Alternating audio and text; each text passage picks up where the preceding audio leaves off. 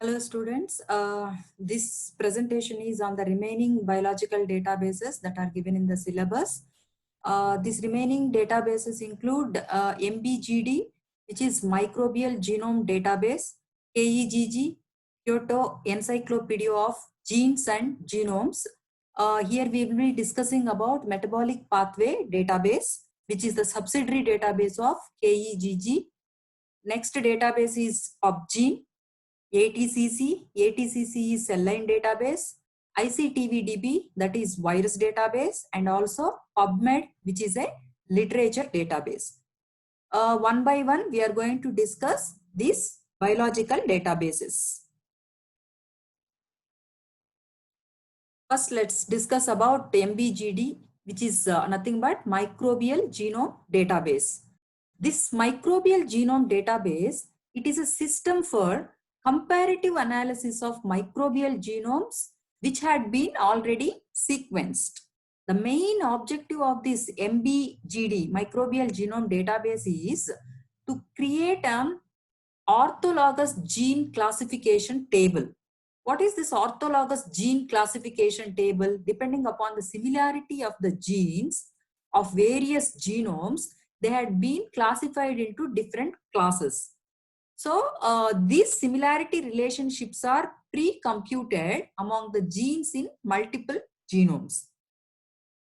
In MBGD, an automated classification algorithm has been implemented which creates this gene classification table. So there is integrated automated classification algorithm which is implemented in this microbial genome database. So users can create their own classification table by specifying the set of parameters and also the set of organisms in which they are interested in. This feature is especially very important if the user is focused on some taxonomically related organisms. The created classification table, which is created by the user, that is stored into the database, and that can be explored combining with the data of individual genomes and also by establishing the similarity relationships among the other genomes available in the database. After this comparison and after establishing the similarity relationships, using this data, the user can carry out comparative analysis from various point of views, such as they can establish phylogenetic relationships, gene order comparison, and also gene structure comparison. So these are the important features of microbial genome database. It is a system which is used for the comparison of microbial genomes that had been already sequenced. This database has automated classification algorithm by which user can create the classification table specifying the parameters and also by specifying the organisms in which he is or she is interested in. And based on this data, it compares the other genome data. I mean, the genes of other genomes are also compared and the similarities or the relationships are established, which can be used to come up with or which can be used to draw the conclusions about phylogenetic pattern analysis, gene order comparison, and detailed structure comparison. And this database, microbial genome database, it is accessible at this URL mbgd.genome.ad.jp. I hope you guys are following. We discussed so far about microbial genome database, which is used for comparative analysis of microbial genomes. Moving on to the next database, KEGG, Kyoto Encyclopedia of Genes and Genomes. This is a main database which has a collection of several subsidiary databases dealing with the informations of genomes, biological pathways, diseases, drugs, and chemical substances. This KEGG is utilized for bioinformatics research and education, which includes the different domains like data analysis in genomics, metagenomics, metabolomics, and other omic studies. Also, it includes modeling and simulation in systems biology. This KEGG that has been established as a computerized resource which can be used for biological interpretation of the sequence data which has been derived from the sequencing projects. One of the subsidiary database developed under this KEGG is KEGG pathway database. So specifically the metabolic pathway database is given in your syllabus. This metabolic pathway database, it is not independent database. It is available as a subsidiary database under this KEGG. So we will discuss a little bit more on this metabolic pathway database. This metabolic pathway database or KEGG pathway database, it is a collection of manually drawn KEGG pathway maps. It is nothing but the collection of the metabolic pathway maps. These maps, they represent experimental knowledge on metabolism and different other functions of the cell and organism. Each pathway map which is drawn that contains network of molecular interactions and the reactions involved in that particular metabolic pathway. Basically, this pathway database is designed to link the genes in the genomes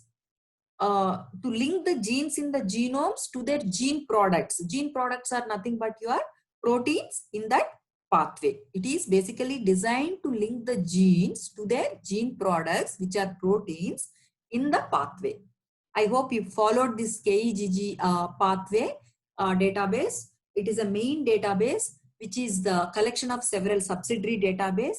One such subsidiary database among this KEGG databases is metabolic pathway database, which is collection of manually drawn pathway maps that represent the experimental knowledge, functions of the cell and organism. Each map in this database, it contains network of molecular interactions and reactions. Basically, this is designed to link the genes with proteins in that particular pathway. Moving on to the next database. These are all, several databases. Basically, you need to understand what are they meant for and what is the main objective of these databases. Many a times these databases had been asked for short answer questions except microbial genome database. Microbial genome database, what I have discussed is up to 5 marks would be sufficient. If you want to know the more details about microbial genome database, one PDF I will show in, one PDF related to this microbial genome database, I will share on course files, which you can download and then go through the details. So now we'll discuss about this PubGene database. This PubGene database, it helps in retrieval of information on genes and genomes, genes and proteins. If you look at the structure of this PubGene database, it is described as a gene-centric database. Basically, the gene-related information can be retrieved from the PubGene database. When we say gene-related information, obviously it will include the proteins encoded by those corresponding genes. So here, gene and protein names are cross-reference to each other. One gene, what will be the corresponding protein encoded by that gene? That information is cross-referenced. In addition, it also gives the references to the terms which are relevant to the understanding of their biological function of these genes and their importance in diseases and their relationship to certain chemical substances. All these informations are cross-referenced in this PubGene database. So as a result, what we will be getting, it provides the literature network combining all these different types of information, and it represents it in organized way so that it will be easy to navigate through this information. Basically, this PubGene helps in the finding of connections of different related informations so that it will speed up the discovery process. PubGene is database which will help basically in the retrieval of information on genes and proteins, and it provides the cross references to each other and also the relevant information, by which it provides the literature network by which the all related information can be found in one place so that the discovery process can be speeded.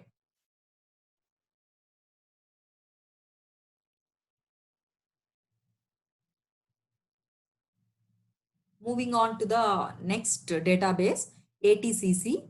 This ATCC is American Type Culture Collection.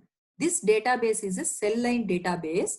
This ATCC is a non-profit organization. What are the main functions of this ATCC?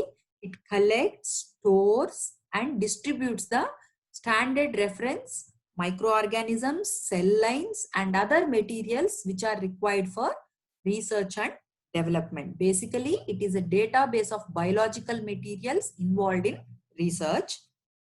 This ATCC is established in the year of 1925, basically to serve as a national center for depositing and distributing microbiological specimens. So it started with microbiological specimens. Later on, other cell lines had been, and other bioproducts also are incorporated in this ATCC. Now, this ATCC is the largest general culture collection in the world. The collections in ATCC, it include wide range of biological materials which are needed for biological research. That includes cell lines, microorganisms, and other bioproducts, as I mentioned earlier. This ATCC, it holds a huge collection of different types of biomaterials. When you come to the numbers, it includes more than 3,000 human and animal cell lines. In addition, it also includes 1,200 hybridoma cell lines. Coming to bacterial strains, it has more than 18,000 strains of bacteria. Coming to the viruses, 3,000 different types of animal viruses and 1,000 different types of plant viruses are present in this ATCC. This ATCC, it also maintains the collections of protozoans, yeast, and fungi. So these are all the different biological materials that are stored and distributed by this ATCC. So in addition to serving as a biorepository and distributor, it also provides some specialized services as a biological resource center. What are the specialized services? To the individuals and groups, it provides what do you call that? It provides a service by which they can deposit their valuable biological materials as a secure backup for the future usage. Not only that, it also provides biological repository management service to various institutions, companies, and agencies whoever wish to outsource the handling of their own cultures. If they want to outsource their own culture collections through this organization, such service is available from ATCC. ATCC also, it sets the standards for biological reagents and also develops the assay quality standards. So these are all the various services provided by ATCC. Basically, it is a cell line database for microbial strains, viruses, and cell lines. In addition to acting as a repository and distribution center, it also provides some special services like you can deposit your own collections in this ATCC, which can be used as a backup in the future. In addition, it also provides the outsourcing to different companies and agencies. Not only that, it also provides standards for biological reagents and also the different biological assays. I hope you have been following till now. Whatever we have discussed, the databases till now are microbial genome database, metabolic pathway database. We also discussed about PUBG, then ATCC. Moving on to the next database, that is ICTV database. This is a virus database. ICTV is International Committee on Taxonomy of Viruses. That is the committee that supports and developed this database. This ICTV-DB, it is a species and isolate database. This has the development of this database has been supported by ICTV. As I told you, it is the International Committee on Taxonomy of Viruses.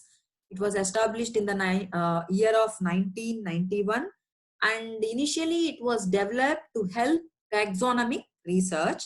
This database basically it classifies the viruses based on certain characteristics. What are those characteristics based on which the viruses are classified in this database? That includes chemical characteristics of the viruses, genomic type, nucleic acid replication present in the virus, the diseases caused by the virus, vectors and other geographical distribution are the main characteristics on which the virus classification has been done in this database.